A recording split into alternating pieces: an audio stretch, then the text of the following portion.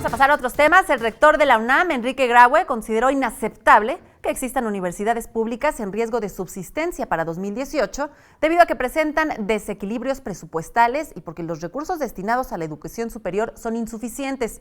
En ese sentido, planteó que es indispensable contar con fondos de contingencia para salvaguardar la función de estas instituciones. También se refirió a los desvíos y asignaciones indebidas de recursos en diversas escuelas, ante lo cual ciertos congresos locales han propuesto modificar la ley orgánica de alguna universidad pública con la pretensión de que su Contraloría sea desligada de la administración universitaria e impuesta desde el poder local. Veamos.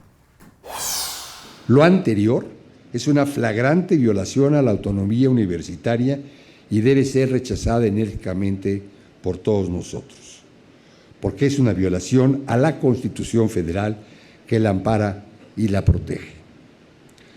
La autonomía lleva implícita la autogestión administrativa. Solo así se pueden entender la libertad de cátedra y la autodeterminación del rumbo de nuestros quehaceres.